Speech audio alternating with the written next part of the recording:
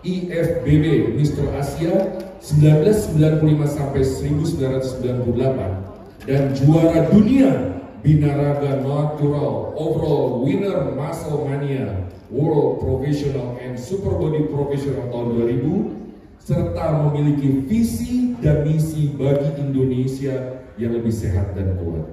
Ia senantiasa konsisten menjalankan dan mengkampanyekan pola hidup sehat melalui aktivitas fitness dan binaraga. Mari kita lihat, saksikan video berikut ini.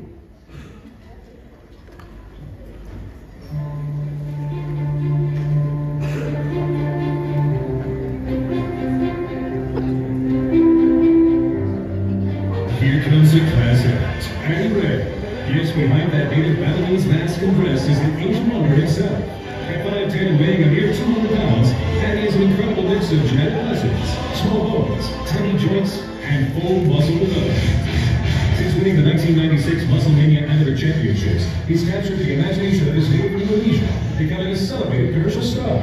He owns a chain of fitness centers, a monthly fitness magazine, a line of sports apparel, and appears in numerous television programs, commercials, and magazine advertisements.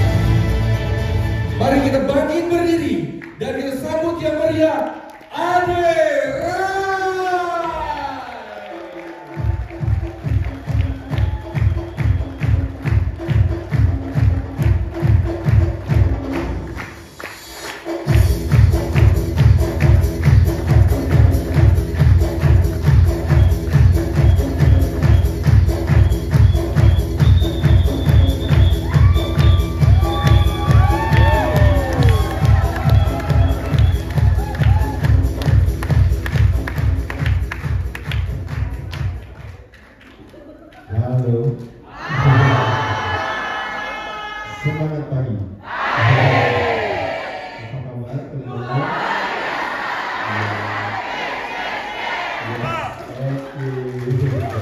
Oke, silakan duduk. Silakan. Terima kasih teman-teman. Saya bersyukur hari ini bisa ketemu sama teman-teman ya, ngobrol sejenak tentang berbagai hal. Mungkin diawali nanti dengan tentang pola hidup sehat dulu ya. Setelah nanti kita tutup dengan motivasi. Teman-teman sekalian, saya izin mengambil waktu teman-teman sekalian sebentar. Kita akan ngobrol seputar salah satunya adalah tentang topik yang paling sangat tidak menarik, yaitu tentang sehat. Betul ya? Kenapa sehat tidak menarik? Karena masih kita miliki, baru menjadi begitu menarik pada saat dia pergi dari kita. Mumpung masih sehat kita jaga. Ya, tepuk tangan dulu ya. Saya izin memulai. Ini boleh? Berarti saya pencetnya kemana? Oh, ke sini ya Mas ya. Oke, saya izin memulai juga dulu dengan sebuah cerita, boleh? Ya. Jadi ceritanya ini sebenarnya sederhana. Kalau teman-teman lihat ini, ada seekor kucing muda, dia berputar-putar. Dia sebenarnya mengejar ekornya sih. Lalu ditanya sama kucing tua, "Wahai anak muda, kamu sedang ngapain?" Dia bilang, "Saya sedang mengejar ekor saya." "Kenapa kamu mengejar ekor kamu?" Dia bilang, "Oh ya, karena saya di sekolah diajarkan hal tersebut." Lalu mau sekolah apa? Dia sekolah filsafat kucing. Di sekolah filsafat kucing diajarkan dua hal. Yang nomor satu adalah, yang paling utama dari seekor kucing adalah kebahagiaan. Dan yang nomor dua, kebahagiaan itu letaknya dari ekor kita. Makanya kenapa dari tadi dia kejar terus. Dia berharap kalau seandainya dia bisa dapatkan, maka kebahagiaan akan menjadi milik dia selamanya. Nah teman-teman, saya izin ya, ajakin teman-teman belajar. Bayangkan kebahagiaan adalah kesuksesan. Bayangkan kebahagiaan adalah kelangsingan. Boleh juga ya. Bayangkan kebahagiaan itu adalah apapun juga ya yang teman-teman mau. Nah jadi kucing tua itu berkata, "Wahai anak muda, saya besarnya di gang, mungkin tidak pernah sekolah di sekolah filsafat kucing, tapi saya tahu bahwa yang paling utama dari seekor kucing adalah kebahagiaan, dan kebahagiaan itu letaknya di ekor kita. Tapi saya tahu kalau saya kejar gini, saya tidak akan pernah mendapatkannya. Jadi apa yang saya lakukan teman-teman sekalian? Satu, saya melakukan segala sesuatu dengan senang hati. Dua, saya melakukan segala sesuatu tidak hanya bermanfaat bagi diri saya, tapi juga bermanfaat bagi kucing-kucing lainnya. Maka apa yang terjadi teman-teman sekalian? Saya tidak perlu mengejar ekor saya, tapi ekor saya yang mengejar saya kemanapun saya pergi." Setuju ya?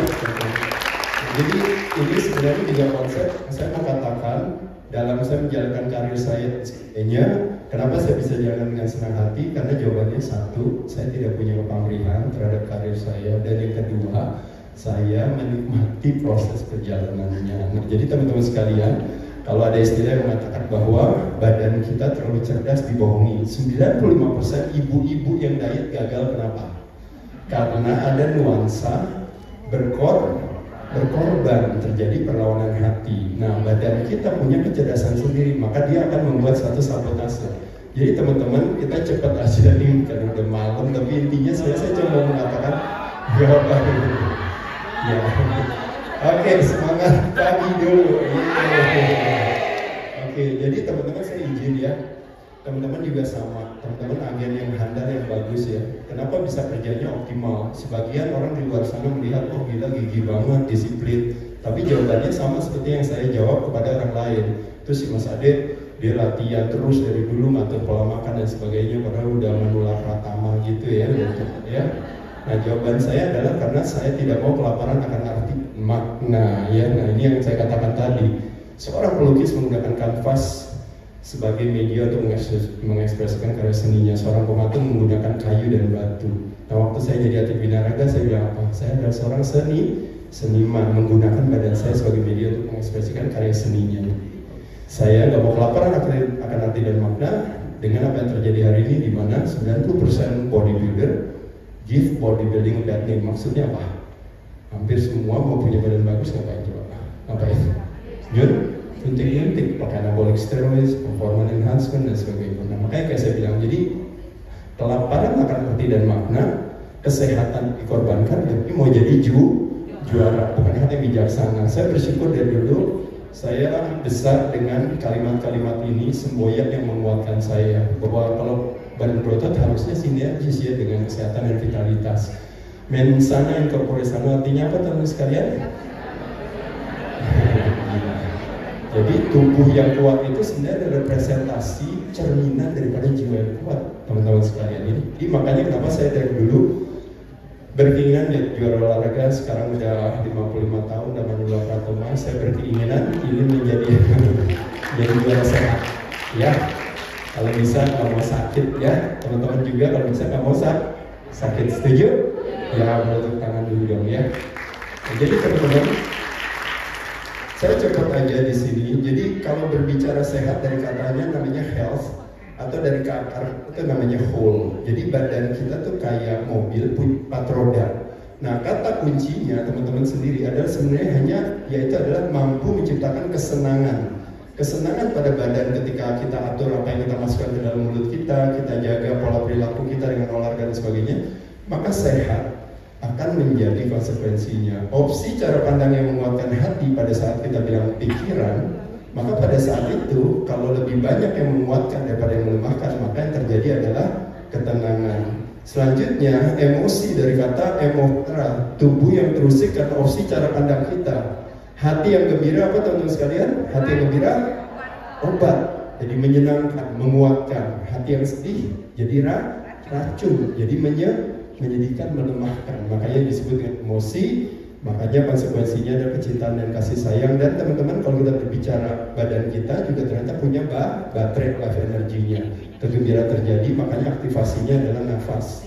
Nah teman-teman sekalian, ini saya akan bercerita tentang secara umum. Kalau kita berbicara sehat, kadang-kadang kita berbicara mungkin nanti kesuksesan, keberhasilan dalam pekerjaan juga. Semua fokusnya adalah kepada bukan ujung permasalahan, tapi kita fokus ke akarnya. Kenapa sih gula darah saya tinggi? Kenapa sih kolesterol saya tinggi? Kenapa sih saya gemuk dan sebagainya? Kita coba cari akar permasalahannya. Akar permasalahan diberesin, maka ujung akan mengikuti ya. Jadi teman-teman sekalian, kesehatan bisa dari luar, kita bersyukur ada intervensi medis. Kalau di Prudensial, terima kasih ditolong oleh perusahaan kalau seandainya teman-teman juga misalnya punya kesakitan tertentu. Teman-teman juga kadang-kadang nolongin ya, klien-klien juga kalau sakit berarti dapat asuransi, bisa berupa asuransi komersial, bisa berupa asuransi sosial kalau membutuhkan gotong royong. Tapi sehat juga bisa dapat dari dalam, kalau ini relate-nya sama perilaku yang disebut nasib kesehatan kita di tangan siapa teman-teman sekalian? Ya, kita sendiri. Setuju? Ya, tepuk tangan lagi nih. Yes, ya. Jadi saya izin teman-teman sekalian, ini hanya secara umum. Sebelum saya nanti ngomongin motivasi, saya cuma bilang adalah bahwa pendekatan sehat dalam hal badan itu melibatkan apa yang kita makan mempengaruhi perasaan kita, tendensi kita. Apa yang kita gerakkan mempengaruhi perasaan kita, tendensi kita. Dan terakhir, cara pandang kita itu dipengaruhi oleh cara bernafas kita. Ya, jadi itu yang namanya pendekatan daripada namanya solusi gerak, yang disebut dengan namanya germas. Tidak hanya zumba setiap hari Jumat ya, tapi germas dalam arti sesungguhnya melibatkan 3 aktivitas tersebut: pendekatan secara chemical, pendekatan secara struktural, dan pendekatan secara emosional. Saya izin teman-teman sekalian, ini adalah 7 siasat awet muda meningkatkan kualitas MCU, turunkan buncit. Sebelum ngomongin motivasi, saya kasih tips dulu ya bagi teman-teman yang merasa tadinya dulu waktu masuk Prudensial Syariah, tadinya dulu perutnya 6 pack ya, sekarang jadi 6 month ya. 6 month apa teman-teman? Hamil 6 bulan ya. Nah, kenapa saya katakan perut buncit sebagai clickbaitnya, dan kenapa saya katakan 1 minggu teman-teman kalian? Karena orang suka pikir mau turun berat badan haruslah lama, harus berbulan-bulan, bertahun-tahun. Padahal kalau teman-teman bersedia menjalankan 7 siasat ini, maka apa yang terjadi? 7 hari dari hari ini tanggal berapa? Saya mau tanya. Sekarang hari ini tanggal berapa? Sekarang tanggal berapa? 13 tambah 7 berarti 20 Februari. Nggak ada cerita teman-teman di sini yang mau turun berat badan nggak turun beratnya ya. Apa yang harus dilakukan, ini harus dilakukan ya. Langsung foto semua ya. Nah teman-teman, saya kasih lihat ini alasannya kenapa. Jadi teman-teman, dari 7 siasat ini teman-teman nggak usah ngelakuin 7-7-nya. Boleh nggak ngelakuin 5 aja? Boleh nggak ngelakuin 3 aja untuk bisa dapat 20 Februari turun berat badan? Jawabannya boleh. Nah hari ini karena teman-teman nungguin saya udah sampai larut malam, Maka saya kasih diskon besar-besaran. Diskon besar-besarannya adalah teman-teman cukup jalanin dari 7 ini, pilih 1 aja. Tanggal 20 nggak ada cerita teman-teman, pasti tuh turun berat badan. Setuju? Oke, kita mulai belajar sama-sama. Oke, langsung lanjut ya. Alasan kenapa saya suruh latihan beban ini yang saya cerita sama teman-teman sekalian kan, membayangkan Prudensial adalah sebuah perusahaan, membayangkan tubuh kita adalah sebuah perusahaan dimiliki oleh 5 pemegang saham. Ada pembuluh darah, kalau bisa seimbang. Ada organ tubuh kita, jantung, liver, hati kita, atau misalnya mungkin empedu kita, atau mungkin paru-paru kita semua kalau bisa sehat. Tulang mau kuat atau lemah? Otot mau kencang atau lembek? Lemak mau tinggi atau rendah? Kalau bisa jangan terlalu tinggi. Nah uniknya teman sekalian, otot dikencangkan nomor 4. Teman-teman lihat di sini. Ternyata otot dikencangkan, yang terasa kekuatannya tuh tulang. Jadi kalau ototnya lemah, tulangnya ikutan lemah. Kalau tulangnya lemah, geraknya tambah banyak atau tambah dikit?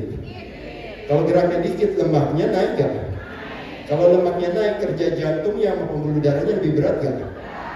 Pada saat itulah nomor 4 berpengaruh ke nomor 3, nomor 3 berpengaruh ke nomor 5, nomor 5 berpengaruh nomor 1 dan 2. Semuanya turun, yang disebut namanya pro-aging. Anti-aging adalah kebalikannya, ketika kita jagain otot kita. Nah teman-teman, kita lihat di sini, semakin tua usia kita, setiap tahunnya terjadi penurunan 1% massa otot, berarti setara dengan penurunan 1-3% fungsi. Dulu bisa jalan jauh, bisa naik turun tangga, sekarang turun, nggak kuat. Dulu tenaganya bisa bawa barang sendiri, sekarang nggak kuat. Dulu kecepatannya tinggi, gesit ya. Kenapa orang tua slow motion teman-teman sekalian? Selain karena bijaksana, karena tulangnya lemah. Nah jadi teman-teman sekalian, tulang lemah disebabkan karena apa? Karena terjadinya kelaparan akan daging. Itu yang disebut namanya sarkopenia bahasa Latinnya. Kelaparan akan daging menyebabkan kelaparan akan tulang. Awalnya namanya osteopenia, akhirnya mengarahkan kita pada osteoporosis, akhirnya menyebabkan terjadinya obesitas karena gerak ini, dan obesitas akhirnya menjadi klaim daripada Prudensial Syariah di sini ya semuanya. Jadi teman-teman sekalian, kita harus ngatur pola makan kita dengan cara kita gerak. Jadi latihan beban bantu kita bakar gula. Latihan beban bikin gudang gula kita di badan, karena otot itu adalah gudang gula kita. CC mobil kita jadi tambah tinggi, tulang jadi tambah kuat. Yang tadinya kita makan karbo akan disimpan, gara-gara kita latihan beban, akhirnya si otot kita bisa bilang sama si pankreas nggak usah kirim insulin, dia yang akan nariknya ya, dan juga sinyal ke otak lebih optimal. Jadi teman-teman foto aja di sini, ini adalah kebermanfaatan daripada latihan beban ya teman-teman sekalian. Kenapa ibu-ibu bisa kepleset di kamar mandi? Gara-gara apa? Yang salah? Gara-gara lantainya satu, gara-gara sabunnya, bukan, gara-gara pembantunya, bukan, gara-gara menantunya ya, betul ya. Menantunya ya. Nah teman-teman lihat di sini juga obat anti pikun. Kenapa bisa jadi obat anti pikun? Kok bisa saya latihan beban bisa bikin obat anti pikun? Karena ketika kita latihan beban, kita memproduksi dua hormon besar yang disebut namanya BDNF, Brain-Derived Neurotrophic Factor, dan Human Growth Hormone, yang bantu apa? Yang bantu untuk produksi, meningkatkan yang namanya modalitas pembentukan yang namanya sinapsis. Sinapsis itu artinya sel satu otak dengan otak lain itu perlu koneksi. Nah teman-teman, yang hubungannya dengan memori, makanya ada memory loss, hubungannya dengan clarity, hubungannya dengan inovasi, hubungannya dengan creativity, itu semua butuh sinapsis, dan sinapsis butuh dua hormon tersebut, BDNF dan HGH. Hanya dapat kalau apa? Kalau latihan beban dan puasa ya. Oke. Jadi teman-teman sekalian, otot dan otak kalau tidak digunakan, if we don't use it, we lose it. Otak dan otot hidup dari makanan yang sama, yaitu adalah signal, dan signal 95% datangnya dari gerakan, dan setiap gerakan tidak diciptakan sama. Makanya kalau senangnya jalan kaki kenanya 1A, tapi kalau latihan kaki kenanya 2A, 2B, dan 2X. Orang yang sering jatuh di kamar mandi yang hilang itu adalah tipe 2A, 2B, 2X, bukan tipe 1A. Makanya kenapa orang semakin tua harus rajin latihan latihan beban. Nah, proposal saya adalah sebagai berikut, teman-teman sekalian. Gunain badan sendiri. Buat teman-teman di sini yang kaum muslimin dan muslimah, apa yang dilakukan? Setiap kali sholat kelar, saya minta cuma 3 menit sampai 5 menit buat melakukan gerakan itu aja. 1 menit boleh push up, 1 menit boleh melakukan dynamic squat atau sekedar cuma lunges gini aja. 1 menit kelar, istirahat, lakuin 1 menit lagi udah selesai. Bayangin sholat 5 kali, berarti olahraga sehari 5 kali, seminggu 35 kali. Gak ada alasan cerdas buat kita tidak olahraga. Setuju teman-teman? Ya, ya. Nanti kalau waktunya nanti lebih panjang lagi, saya akan bahas ini lebih banyak dengan berbagai contoh-contoh gerakan. Tapi karena waktunya terbatas, saya cepat langsung ke strategi berikutnya dulu, yaitu adalah salah satu alasan kenapa teman-teman biasanya masyarakat di Indonesia kegemukan, karena kan kebanyakan makan. Tiap kali lapar malam selalu masukinnya apa? Mie instan, nasi goreng, mie tek-tek, lalu kadang-kadang apa, kue, roti ya. Ternyata saya kasih tahu betul martabak, betul ya, manis dan asin ya. Tapi intinya saya cuma kasih tahu teman-teman sekalian, apa yang membuat kita cepat kenyang? Jawabannya oke. Jadi kalau malam, kalau lapar, yang dimasukin adalah apa? Jangan masukin nasi, jangan masukinnya protein. Protein dapatnya dari apa paling gampang malam? Telur ada piki dan kuning. Yang tinggal boleh dimakan yang mana? Kuningnya jangan. Kulitnya, ya kulitnya. Ya. Nah, sekarang saya masuk ke karbo nih, kita belajar sama-sama. Dari karbo, protein, lemak paling sering kita makan? Paling sering kita makan karbo. Begitu karbo masuk dalam mulut dirubah menjadi gula. Gula masuk dalam darah, gula darah kita naik apa turun? Naik, bahaya atau enggak buat badan? Makanya harus diturun. Siapa yang turunin gula darah namanya insulin. Dia menurunkan gula darah ke baseline kita. Nah teman-teman lihat di sini, apa yang terjadi? Kalau saya makan protein dan lemak, gula darah saya naiknya pendek dekat sini. Tapi kalau saya makan karbo, gula darah saya naiknya. Pertanyaannya Mas Ade, emang so what gitu loh kalau seandainya gula darahnya naik? Masalahnya adalah semakin tinggi lonjakan gula darah melewati baseline tadi, semakin naik, maka ketika diturunkan oleh insulin, maka yang terjadi semakin curam. Memang kenapa kalau semakin curam? Kenapa Mas Ade? Jawabannya masalahnya ketika makin curam terjadi instruksi apa? Yang namanya lemes, yang namanya ngantuk, yang namanya dimakannya teman-teman terutama habis makan siang atau kadang-kadang udah habis makan malam kenyang, hanya nunggu 1,5 jam langsung ngantuk. Kenapa itu terjadi? Jawabannya karena terjadinya curamnya penurunan gula darah.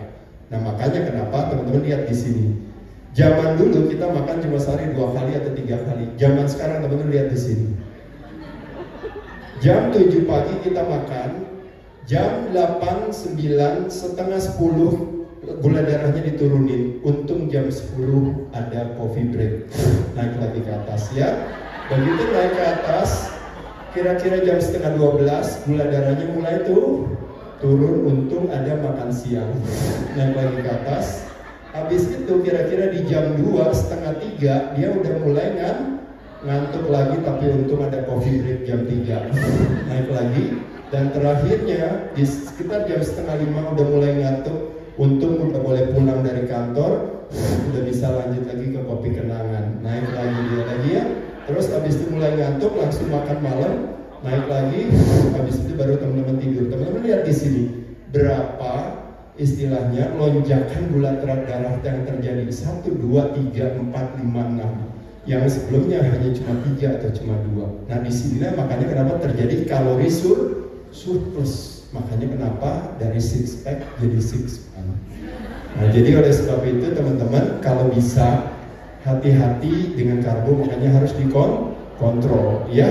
Ini lihat teman-teman sekalian, produksi insulin adalah ibarat Grab dan Gojek yang mengambil kelebihan gula. Itu makin lama gara-gara makan karbo terus produksinya jadi tambah banyak. Nah produksi tambah banyak akhirnya apa, selnya nanti nggak bisa terima. Nah cara kerjanya gimana? Ini malam-malam nggak apa-apa kita belajar teknis ya. Nih teman-teman lihat, hobinya makan roti, mie, kue kering, kue basah, kerupuk, keripik, ya bener ya. Tadi yang dimakan sama teman-teman tadi malam barusan ya, betul ya. Nah ketika kita makan, gula darah kita naik apa turun? Waktu naik apa yang terjadi? Pankreas kita merilis hormon namanya insulin atau dikenal yang namanya GRAP dan Gojek yang ngambil kelebihan gula tadi. Dia ambil tujuannya apa? Dia buat turunin gula darah kita. Teman-teman, secara logika Mas Ade katanya kalau saya makan karbo, gula darah saya kan jadi naik kan diturunin. Karena kan bahaya gula darah naik itu bahaya buat sistem syaraf. Jadi harus diturunin balik lagi ke 90-100 mg desiliter darah. Tapi teman-teman lihat di sini. Kalau saya disuruh puasa sama Mas Ade, berarti gula darah saya turun dong. Tapi hebatnya badan kita melalui alpha cell, dia mengerilis hormon namanya produksi glukagon malah naikin gula darah. Jadi teman-teman jangan pernah takut untuk terjadi hipoglikemia kalau nggak makan, karena badan kita punya glukagon. Tapi poin dari cerita ini adalah tadi teman-teman habis makan roti, mie, kue kering, kue basah, kerupuk, keripik, nasi, kentang, apalagi yang lainnya. Nah teman-teman kita lihat gulanya dibawa kemana sih? Nah teman-teman kita lihat di sini. Insulin bawa gula kemana? Dia bawa ke gudang gula di badan kita. Gudang gula di badan kita itu ada liver, ada otot rangka. Saya tanya, liver di hati kita ruangannya luas apa sempit? Betul. Otot rangka kita luas atau sempit? Jawabannya tergantung. Kalau dia rajin latihan beban, maka dia bisa menampung sampai bisa 2000-an. Tapi kalau liver nggak bisa dilatih, dia cuma 100. Nah poin dari cerita ini adalah teman-teman nggak pernah latihan beban, teman-teman livernya terbatas, akhirnya nasi, roti, kue, gula pasir itu nggak ada lemaknya. Tapi begitu dimasukkan ke dalam tubuh kita, kenapa jadi lemak? Bukan jadi lemak, tapi karena tidak dipakai, disimpan di dalam sel lemak. Makanya kenapa disebut terjadi kreasi lemak baru gara-gara makan karbo. Jadi oleh sebab itu teman-teman, you kontrol konsumsi karbo kita. Itu alasannya. Nah jadi kesimpulan, insulin hadir, GRAP dan Gojek hadir, maka dia destinasi akhirnya pasti akan taruh di lemak. Tapi kalau teman-teman latihan beban, destinasi akhirnya bisa dibalikin ke otot. Insulin tidak hadir, ketika teman-teman nggak masukin karbo, maka badan akan mencari alternatif sumber energi lain, yaitu adalah lemak kita, teman-teman sekalian. Nah, makanya ini teman-teman lihat di sini. Kerjanya makan karbo terus, lama-lama kapasitas lemak kita terbatas, produksi insulinnya terus berlebihan, makanya disebut namanya hyperinsulinemia. Dia ngambil biang gula, nah dia bawa nih ceritanya sel di dalam tubuh kita, selnya kita udah penuh, tapi diketok terus karena teman-teman makan terus karbonya.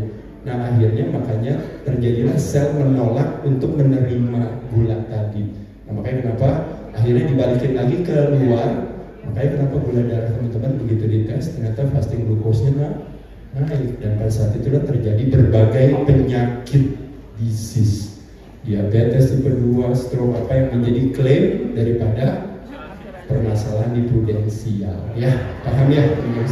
Gara-gara makan karbo. Jadi strateginya di foto aja ini, saya cuma mau bilang adalah bahwa segala yang berhubungan dengan strategi bakar lemak selalu kuncinya cuma satu, bagaimana mengatasi supaya kita tidak lapar. Nah, nomor 2, bagaimana cara mengatasi supaya tidak lapar? Tidak boleh ada terjadi kuramnya gula darah. Bagaimana cara mengatasi curamnya gula darah biar terjadi? Makanya teman-teman kadang-kadang dianjurkan makannya berserat. Makanya kenapa orang sampai jualan suplementasi terat? Alasannya apa? Alasannya cuma jagain supaya biar gula darahnya nggak naik. Nah, caranya dengan yang alami. Makanya ubi, singkong, nasi merah. Misalnya kalau teman-teman roti gandum atau apa, seratnya lebih banyak. Sayur seratnya tinggi juga. Buah aja kadang-kadang secara alami seratnya tinggi juga meskipun manis juga. Nah jadi yang alami daripada yang olahan. Makan dicampur itu udah bagus banget. Kalau di restoran Sunda, kebetulan teman-teman lagi pada ada di Bogor, pasti nomor 1 dikasih makannya adalah apa? Biasanya lalapan dulu. Begitu kita makan lalap, apalagi makannya lalapan yang juga kadang-kadang daunnya pahit atau bitter food atau apa kita makan ya, pare apa segala. Nah begitu nasinya masuk di belakang kita, dianya harus ngantri, dia nggak bisa naikin ke atas gula darahnya. Makanya kenapa nasi di belakang. Makanya buka puasa tidak dengan yang manis-manis, buka puasanya dengan protein, dengan lemak, dengan serat. Latihan beban setelah masuk karbo atau sebelum masuk karbo silahkan, itu salah satu strategi aja. Dan yang terakhir yaitu adalah ini beberapa suplementasi teman-teman buat turunin gula darahnya nggak terlalu naik ya. Ini secara umum aja teman-teman sekalian. Alasan kenapa saya ngajak teman-teman mau cepet turun berat badan, pagi bangun olahraga dulu baru makan. Alasannya apa? Saya kasih dia cara kerjanya. Teman-teman tahu gak kenapa kita setiap kali malam tidur selalu kita terbangun pagi? Berkolaborasi dengan matahari kita bangun pagi. Kenapa? Jawabannya adalah karena badannya bilang, kok saya selama tidur 6 jam sampai 8 jam teman-teman tidur, kok nggak dikasih makan? Jadi ketika tidak ada asupan, badan jadi stres. Nah stres makanya badan bangun, berkolaborasi dengan matahari, hormon tidur kita langsung turun, kortisol langsung naik. Nah pada saat itu gula darahnya naik. Nah makanya kenapa di pagi hari kalau kita tes gula darah kita kenapa naik? Itu sebenarnya normal, wajar. Itu disebut namanya dawn phenomenon atau fenomena fajar. Nah begitu dia naik, otomatis kan tubuhnya bilang saya mau minta makan, tapi sama si Ade malah disuruh olahraga. Makanya tubuhnya kaget. Nah makanya ada hormon adrenalin hadir, hormon of urgency, hormon kaget dia hadir.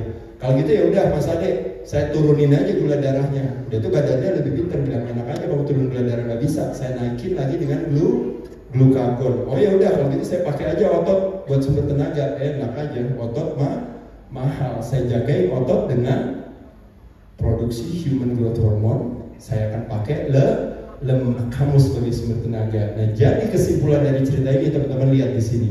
1, ada hormon stres kortisol di sana. 2, ada hormon adrenalin di sana. 3, ada hormon glukagon di sana. Ada 4, ada hormon HGH. Teman-teman ini adalah berbagai hormon yang ngumpul kita stres by design kita ciptakan pada saat pagi hari. Plus ditambah teman-teman pagi bangun cuma minum kafein aja, kopi aja atau teh aja. Apa yang terjadi dengan kumpulan hormon stres yang disebut katekolamin ini berkumpul bersama? Dia mengaktifasi satu area di tubuh kita yang apa? Yang menggunakan molekulnya itu namanya trigliserida. Tri jadi di, jadi 2, jadi mono, jadi 1. Apa yang terjadi teman-teman sekalian? Ini yang mau saya katakan. Mas Ade katanya kalau perlu tenaga, perlu karbo. Jawabannya benar, salah jawabannya benar. Cuma masalah cuma satu. Yang teman-teman lupa, karbo dia pikir bisa kita dapat hanya bisa dapat dari luar. Padahal begitu kita nggak makan, badan kita menciptakan karbo dari dalam. Ini makanya alasan secara teknis kenapa badan akhirnya pakai apa? Pakai lemak sebagai sumber tenaga teman sekalian. Makanya jadi teman-teman di sini yang gemuk jangan pernah kecil hati. Orang yang gemuk apa kelebihannya? Kelebihannya tabungannya banyak. Boleh tepuk tangan dulu, ya. Kalau tabungan di bank berupa uang, kalau orang gemuk tabungan berupa energi. Jadi energi yang siapa pakai. Jadi orang gemuk kelebihannya adalah apa? Orang gemuk adalah orang yang hemat energi. Jadi kalau ditanya kenapa dia gemuk? Iya karena saya jaga energi saya hemat. Tujuannya buat apa? Tujuannya kalau besok sampai di seluruh Bogor dan sekitarnya tiba-tiba makanan di muka bumi ini hilang, maka apa yang terjadi? Orang yang paling gemuk umurnya paling panjang. Boleh tepuk tangan dulu, ya? Paham ya, betul ya? Kenapa orang yang gemuk umurnya paling banyak? Karena tabungannya banyak. Jadi dia orangnya antisipatif sebenarnya, ya? Tapi kalau ada orang yang Mas Ade, ini lihat nih saya six pack perutnya, ya mati duluan. Yang mati duluan ya, karena tidak punya tabungan. Tapi Mas Ade, saya mau turunin berat badan, gimana caranya? Jawabannya adalah apa? Jawabannya makanya kenapa saya bilang puasa. Ketika tidak ada pemasukan, maka akhirnya kita pakai tabungan. Ketika tidak ada gaji, ketika tidak ada komisi, ketika tidak ada bonus, maka terpaksa saya harus pakai apa? Tabungan. Nah, jadi ingat sekali lagi, makanya proposal saya olahraga perut kosong, jangan kasih dia masukan, maka badan akan pakai tabungan. Paham teman-teman sekalian? Tepuk tangan dong, ya. Makanya proposal saya adalah puasa ya teman-teman. Nah ingat sekali lagi teman-teman, saya tanya teman-teman, dalam 24 jam sehari kita tidak makan hanya pada saat kapan? Pada saat tidur. Kecuali di sini ada teman-teman yang tidurnya bukan sambil merem tapi sambil ngunyah. Ada nggak? Ada ya. Nah teman-teman, semua tidur pasti sambil merem. Jadi kalau kita membayangkan ini adalah sebagai pilkada, elektabilitas yang kita jagokan itu cuma 30%, bisa menang nggak? Nggak bakal bisa menang, makanya perutnya nggak kecil-kecil. Makanya apa yang harus kita lakukan? Jendela tidak makan kita harus kita naikkan. Kalau bisa dari 30 elektabilitasnya kita naikkan jadi 50%. Kalau bisa jadi 70, kalau bisa jadi 85. Gimana Mas Ade? Caranya adalah gampang. Satu, yaitu adalah 2 jam sebelum tidur dan 2 jam setelah bangun jangan makan. Langsung 30% menjadi 50%. Atau bahasa sederhananya apa teman-teman sekalian? Terakhir makan jam 8 malam berarti baru boleh makan lagi 8 pagi. Terakhir makan jam 10 malam baru boleh makan lagi jam 10 pagi. Besok lakuin itu teman-teman, silahkan. Maka step A sudah terselenggara. Step B, cukup dengan 2 kalimat ini aja. Jangan makan pagi dan jangan makan, atau pilih jangan makan malam. Pilih mana aja, salah satu dipilih, maka apa yang terjadi? Jendela tidak makan kita naik menjadi 70%. Udah menang lagi kita. Tanggal 20 Februari nggak ada cerita teman-teman nggak turun berat badannya dengan cara ini. Setuju? Ya. Dan yang ketiga teman-teman di sini, apa yang terjadi? Kita ngalahin dia, telek-telekan 85% jendela kita tidak makan. Gimana caranya? Saya tanya teman-teman di sini. Siapa teman-teman di sini yang pernah tidak makan selama 20 jam? Angkat tangan. Coba angkat tangan. Yang pernah tidak makan selama 20 jam, angkat tangan. 1, 2, 3, 4, 5, 6, 7. Ya paling kurang lebih 10 sampai 12. Boleh tepuk tangan dulu deh. Teman-teman kita lihat di sini ya. Ibu boleh lihat sekali lagi yang tadi angkat tangan. Coba yang angkat tangan tadi yang tidak pernah makan selama 20 jam dalam satu hari, angkat tangan. Angkat tangan. Ya, tidak dalam satu hari pernah tidak makan selama 20 jam. Angkat tangan. Ibu boleh lihat ke belakang. Lihat ada berapa yang angkat tangan, lihat ya, dikit ya. Hanya cuma 12 orang ya, betul ya. Lihat ya. Saya sekarang hari ini, malam ini saya bikin sulap. Sulapnya apa? Sulapnya adalah saya akan bertanya pertanyaan yang sama, tapi dengan kalimat yang berbeda. Saya bisa bikin yang tadi angkat tangan cuma 12 orang. Saya bisa bikin yang angkat tangan bisa jadi berapa? Jadi bukan cuma 2 kali lipat, 3 kali lipat, bahkan 5 kali lipat saya bisa bikin. Gimana caranya? Cukup dengan merubah pertanyaannya. Yaitu ketika saya tanya tadi, siapa yang pernah di sini selama 1 hari tidak makan 20 jam, yang makan cuma 12 orang. Nah sekarang saya rubah pertanyaannya. Siap? Jawab ya teman-teman sekalian. Siapa di sini teman-teman yang kaum muslimin dan muslimah di bulan Ramadan melakukan ibadah puasa tapi nggak sempat sahur, tapi terus berpuasa dan tidak meninggal? Siapa? Boleh lihat? Tepuk tangan kita semua. Jadi artinya apa? Artinya sulap terjadi bahwa kita sudah pernah melakukan hal tersebut. Apa poin saya daripada cerita ini teman sekalian? Kalau teman-teman mau praktekkan di bulan Ramadan besok, apa poin saya? Dengerin dulu bentar. Dengerin dulu teman-teman, sebentar aja. Apa poin saya? Bukan poin saya ngajarin teman-teman jangan sahur, bukan. Poin saya adalah cuma satu.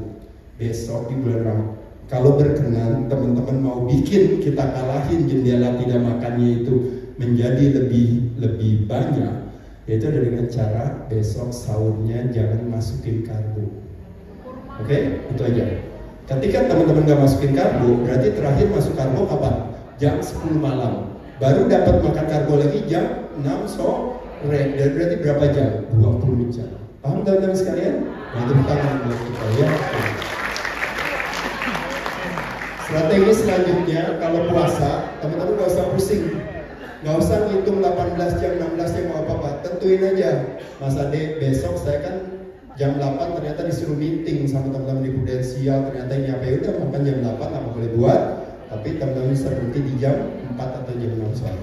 Ya, oh saya bisa gak makan pagi. Berarti baru makan jam 2 siang. Makan jam 2 siang gak apa-apa.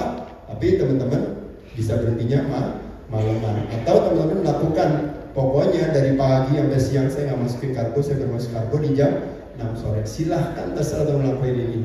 Kalau dinner langsung ini yang gampang. Teman-teman tadi malam makannya banyak banget sampai kenyang, teman-teman feeling guilty. Baru makan lagi kapan?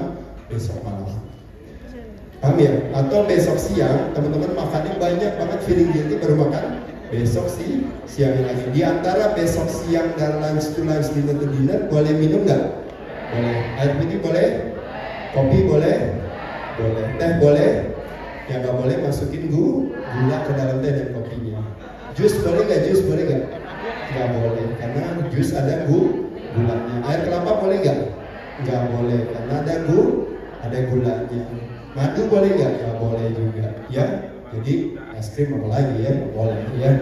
Jadi teman-teman paham ya. Jadi cuma boleh air aja supaya apa? Pakai lemak sebagai sumber tenaga. Ya, kalau puasa Daud teman-teman tahu apa artinya?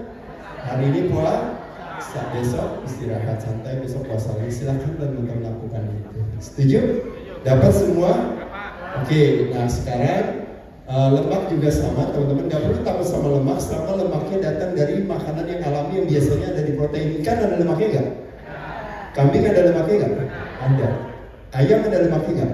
Ada. Jadi lemaknya udah ada. Jangan tambahin lagi minyak goreng, tambahin lagi margarin supaya bukan ide baru. Ya, jadi kurang lebih itu aja teman-teman sekalian. Kalau seandainya saya mau makan lemaknya tinggi, berarti mensyaratkan saya makan karbonya rendah. Jadi kalau saya mau makan kuning telurnya berarti nggak masuk nasinya atau rotinya.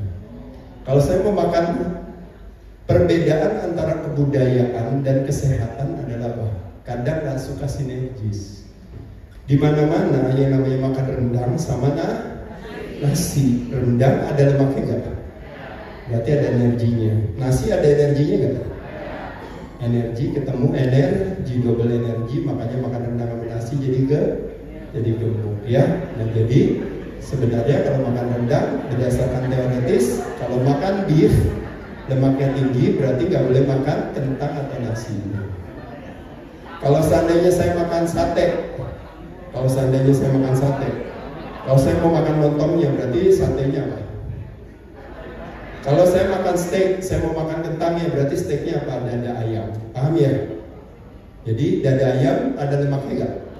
Nggak ada, lemaknya rendah. Nah jadi energinya dapetnya dari apa? Dari makan kentangnya. Nah sekarang kalau saya mau makan sate, kalau seandainya saya mau makan lontongnya berarti satenya harus apa?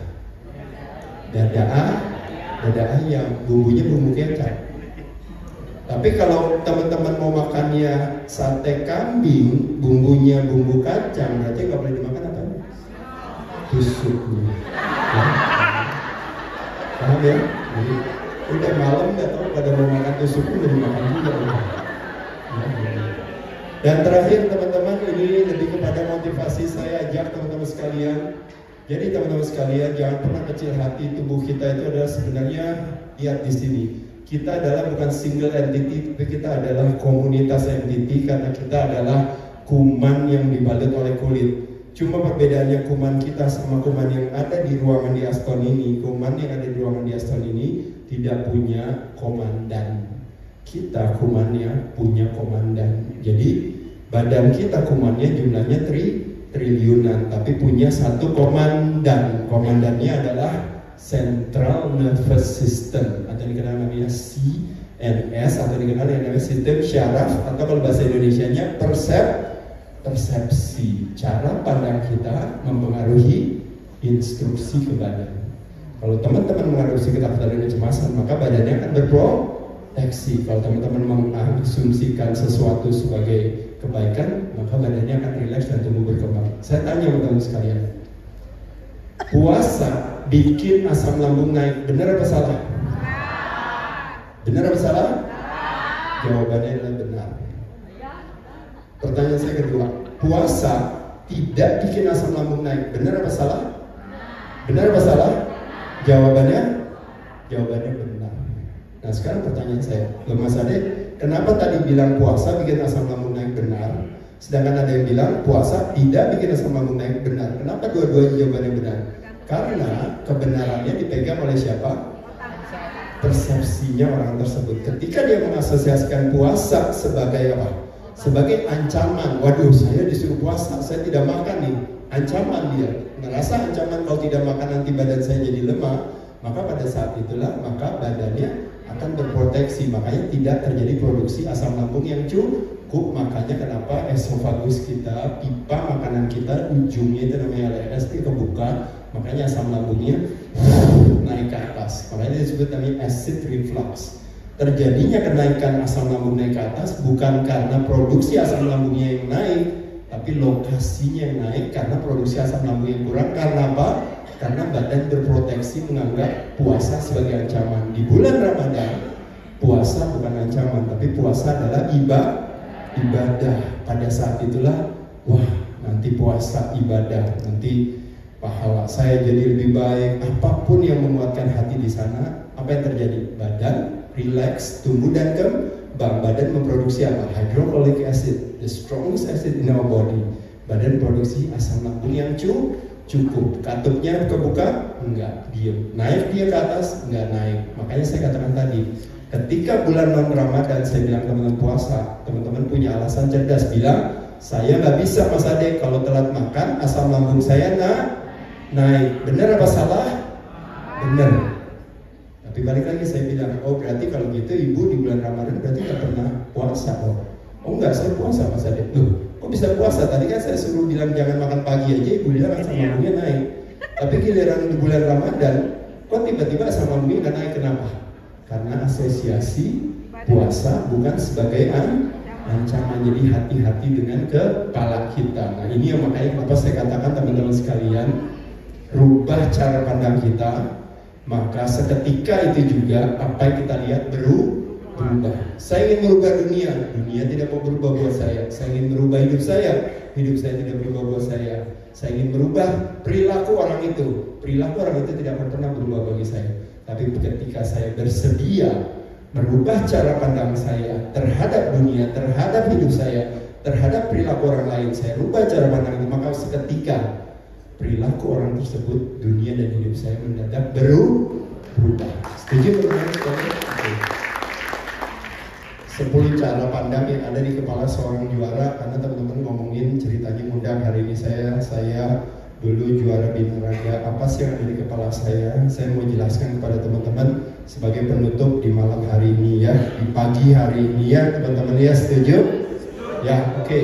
Ada 10 cara pandangnya. Saya akan cerita di sini hanya sebagai penutup daripada seminar hari ini ya. Tadinya maunya langsung ke sini, tapi kemarin panitia bilang katanya Mas Ade ngomongin dulu tentang pola hidup sehat di awalnya ya. Jadi saya izin kira-kira kurang lebih 20 menit ke depan saya bahas ini. Setuju teman-teman? Tepuk tangan dulu dong. Oke baik, kita langsung masuk yang pertama. Teman-teman kita lihat di sini ya. Kalau badan kita adalah akumulasi apa yang kita makan, kalau pikiran kita adalah akumulasi yang kita makan juga. Cuma kalau badan kita makan lewat mulut, kalau pikiran kita makan lewat mana? Lewat panca indera kita. Nah jadi kalau kita salah makan, kita sakit perut. Kalau kita salah persepsi, kita sakit kepala. Paham ya teman-teman sekalian ya? Jadi poin dari cerita ini saya cuma bilang, makanan di kepala kita adalah data dan informasi yang kita kumpulkan melalui apa? Melalui panca indera kita. Apa yang kita lihat, apa yang kita dengar. Jadi makanya saya bilang hati-hati salah data dan informasi. Nah poin dari cerita ini makanya kenapa orang bilang, apa yang membuat kita bermasalah bukan karena apa yang kita tidak tahu, tapi apa yang membuat kita bermasalah adalah karena kita tahu. Paham ya teman-teman? Karena data dan informasinya salah. Makanya kenapa Mark Twain bilang, kalau istilahnya it ain't what you don't know that gets you in trouble. Bukan sesuatu yang kamu tidak tahu yang membuat kamu bermasalah, tapi is what you know for sure. Kamu yakin itu benar, tapi ternyata tahu nggak gitu ya. Maksudnya di sini saya cuma mau cerita sama teman sekalian, dalam hal kesehatan, dalam hal kesuksesan, dalam hal apa, hati-hati dengan isi kepala kita. Nah isi kepala kita kadang-kadang bisa salah paham ya. Nah jadi teman-teman bersedia untuk terbuka untuk belajar, dan balik lagi teman-teman sekalian di sini, saya yakin di sini semua agen-agen yang handal. Saya teman-teman pinter membuat goals dan membuat itikat, intention. Ingat filosofi ekor kucing tadi ya teman-teman ya. Nikmati prosesnya, tidak punya pamrihan, atau sukses akan mengikuti kita. Yang kedua teman-teman sekalian, ini yang tadi saya katakan, sehat bersahabat dengan pertemanan hati. Menyenangkan deh teman-teman kalau seandainya kita melakukan segala sesuatunya karena panggilan hati kita. Makanya kenapa ada istilah orang bilang, Bersyukur banget kalau seandainya ada orang bisa melakukan segala sesuatu karena memang panggilan hati dia. Tapi 70% orang menjalankan pekerjaan bukan karena panggilan hati, tapi karena panggilan kebutuhan. Ya, nah jadi poinnya di sini dikatakan adalah apa teman-teman? Kalau kita tidak bisa do what we love, kita ngapain? Belajar untuk to learn to love what we do. Belajar untuk menghargai pekerjaan yang teman-teman lakukan sekarang. Gimana kalau seandainya saya mau nikmati aja itu, coba aja gitu, kenapa enggak? Dengan saya punya keikhlasan terhadap menghargai sebuah proses, biasanya bisa menjalankan hal tersebut. Ya, nah, teman-teman, ini makanya yang tadi saya katakan tadi, kelaparan terusan adalah kelaparan akan arti dan makna. Dengan punya arti dan makna, pemahaman menjadi fondasi daripada kedisiplinan. Ingat ya, sholat 5 waktu teman-teman sekalian. Kenapa sholat 5 waktu menjadi sesuatu yang dengan mudahnya teman-teman lakukan? Karena pemahaman akan keimanan kita tinggi. Dengan senang hati kita lakukan sholat. Nah, jadi bayangin pemahaman akan pekerjaan, pemahaman akan latihan, pemahaman pola hidup sehat tinggi. Maka dengan senang hati kita disiplin terhadap pola perilaku kita, ya. Lanjut lagi teman-teman sekalian, di sini yang saya mau katakan teman-teman, ya. Teman-teman punya program yang diberikan kepada klien, ya. Program ini, program itu dan sebagainya. Teman-teman ngerasain nggak sih kalau program itu bermanfaat bagi kita? Makanya kenapa saya katakan tadi, kita tidak bisa memberi kalau tidak memiliki. Makanya kenapa ada istilah di dalam dunia pendidikan yang paling gampang kalau kita ngajarin orang adalah mengajarkan dengan mencontohkan. Teman-teman di Prudensial punya berbagai program yang ditawarkan kepada kliennya. Teman-teman percaya gak bahwa program itu memang memberikan kebaikan bagi diri kita? Percaya, yakin, dan saya juga punya, kalau saya ikutan juga program ini. Saya juga punya asuransi ini. Makanya kenapa saya mau share sama teman-teman, karena asuransi ini bermanfaat banget gitu. Ya, setuju ya. Jadi teman-teman punya keyakinan dan produk yang teman-teman jual, ya. Lanjut lagi teman-teman, di sini ini yang saya katakan tadi. Fokus pada apa yang kita mau, jangan fokus kepada apa yang kita tidak mau. Nah, teman-teman di sini hati-hati dengan pertanyaan kita kepada diri kita. Apa yang bisa membuat saya sukses, sama kenapa saya gagal? Dua pertanyaan itu akan mengarahkan kita kepada tujuan yang berbeda, teman-teman sekalian. Nah, jadi benar pilih mau yang mana. Apa yang bisa membuat saya sukses? Nanti berbagai pertanyaan hadir di sana. Kamu udah lakuin ini nggak? Kamu udah lakuin itu nggak? Maka nanti saya tanya jawab itu sebenarnya namanya intrapersonal komunikasi. Itu akan hadir. Tapi ketika kita bilang kenapa ya saya gagal ini apa? Maka akan terjadi apa?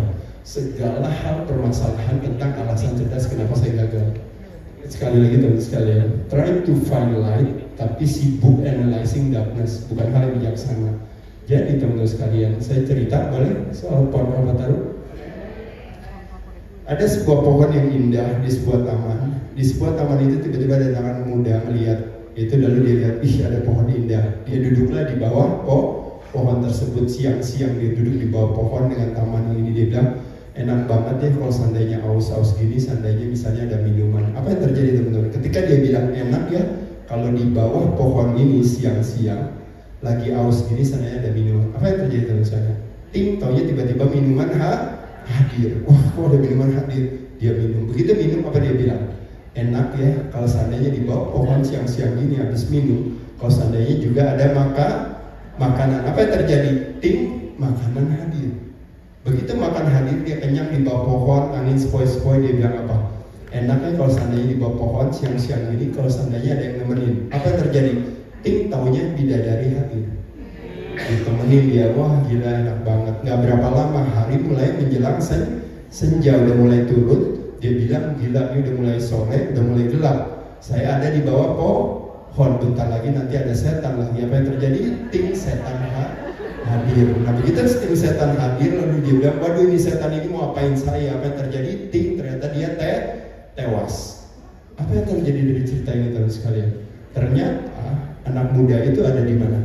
Di bawah sebuah pohon yang disebut dengan namanya pohon Kalpataru, Kalparuksha tree, dikenal sebagai semua pohon, semua orang yang ada di bawah pohon itu, setiap dia memikirkan apa, maka akan termanifestasikan.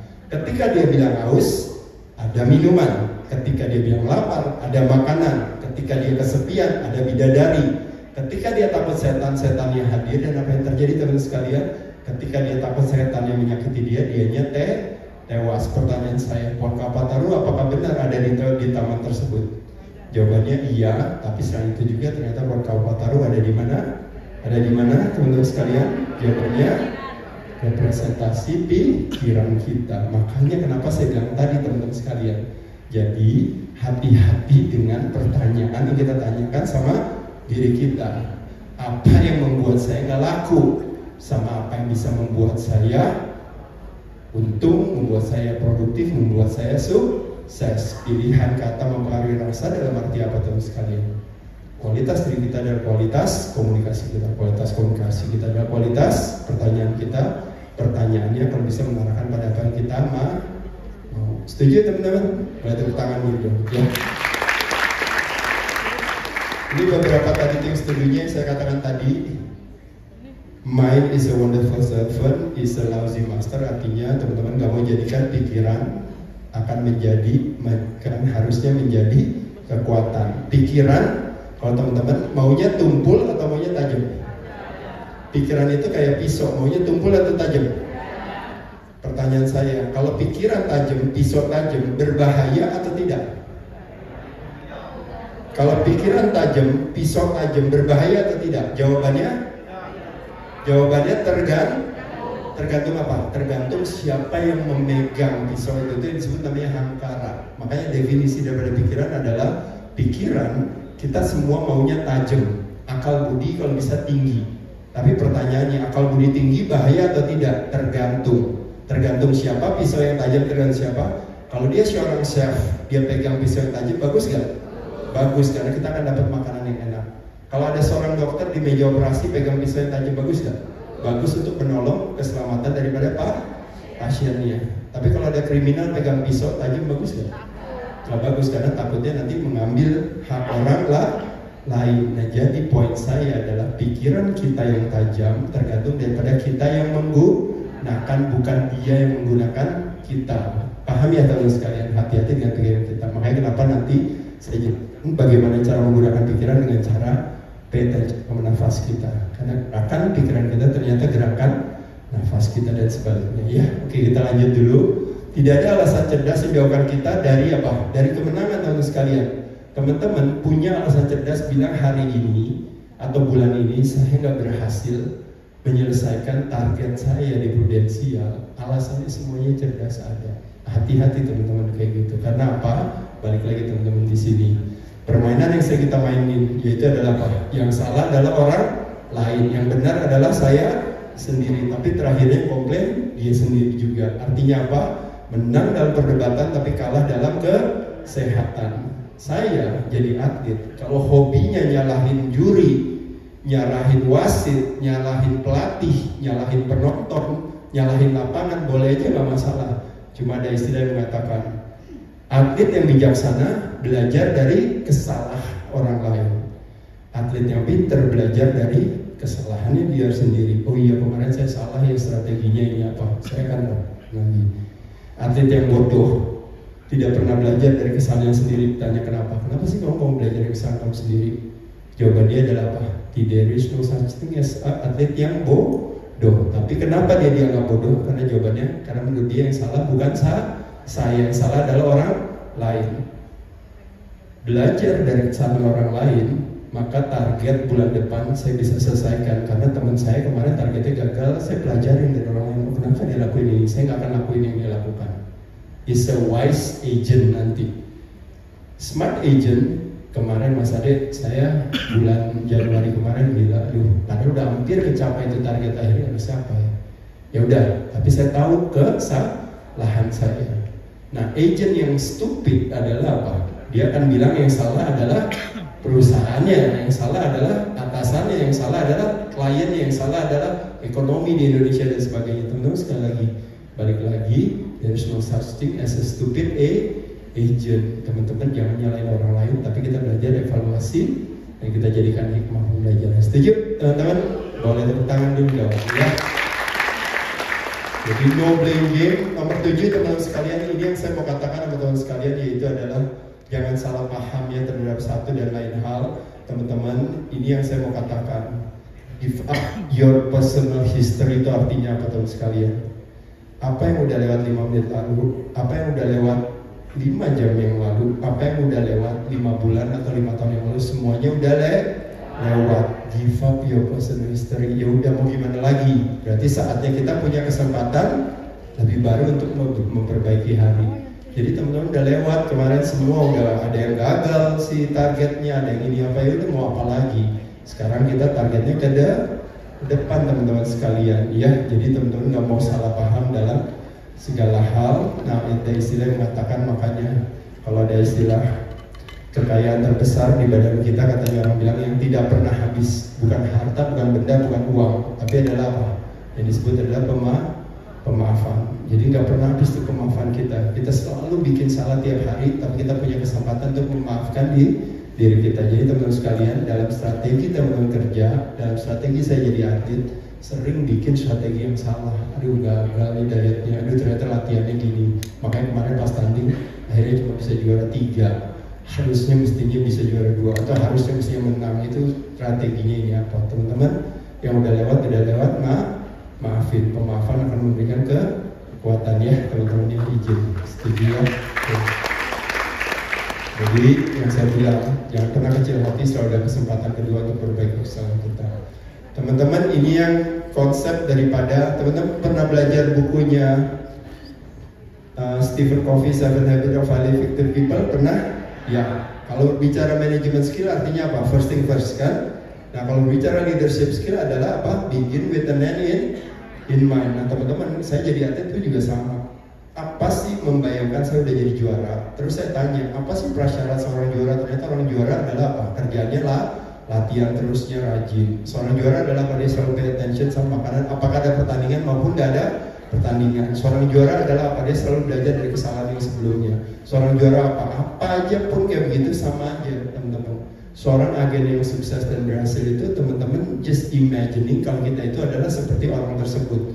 Apa yang dilakukan itu kita bisa adopsi untuk kita lakukan, kita jadikan yang namanya modeling, atau kita jadikan sebagai apapun, terserah ya.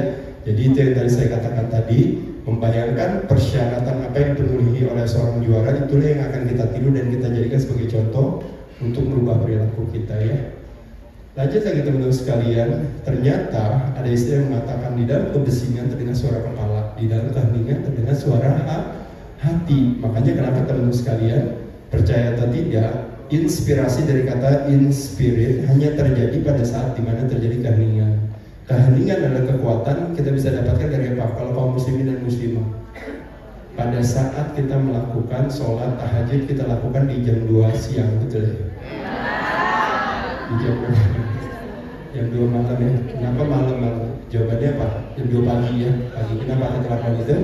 Karena di dalam keheningan terdapat sebuah kekuatan ya. Saya cuma ambil contoh aja itu, tapi intinya sebenarnya teman-teman sekalian, ketika kita tenang, badan kita ternyata punya kekuatan. Ada istilah, makanya kenapa orang bilang kenyaringan terjadi karena kekosongan, betul nggak? Makanya ada istilah tong kosong nyaring bunyinya, betul ya? Tapi kalau tong isi apa? Kalau tong diisi apa? Mendem bunyinya, apa? Jadi tong kosong nyaring bunyinya. Apa yang bisa kita lakukan untuk kita dekat dengan keheningan? 1, dekat dengan alam, teman-teman. 2, belajar untuk tidak menghakimi. Ini masalah sosial media, teman-teman pasti selalu senang berkomen sebagainya. Dan 3, belajar mengatur nafasnya. Gimana caranya? Kita bahas satu-satu. Badan kita adalah produk alam, kita mengkonsumsikan alam, adalah ekstensi kepanjangan kita. Teman-teman sekalian, ini berbicara kesehatan juga sama. Ketika kita dekat dengan alam, ternyata kita mendapatkan satu kekuatan. Teman-teman percaya, jadi seorang agent yang handal, yang bagus, ketika teman-teman bersahabat, commune with nature. Matahari pada saat di COVID dijadikan sebagai teman, betul gak? Semua pada kepengen kena sinar matahari. Begitu COVID-nya selesai, semua takut sama matahari, disangkan matahari sebagai penyebab daripada kanker kulit. Tapi petani kita semua dan nelayan berhadapan dengan matahari setiap hari. Pakai sunblock gak? Terus kanker semua dong ya mereka. Ya. Jadi teman-teman, matahari justru jadi kekuatan buat kita. Ya teman-teman lihat di sini semua ya. Siapa di sini ibu-ibu yang suka menyiram tanaman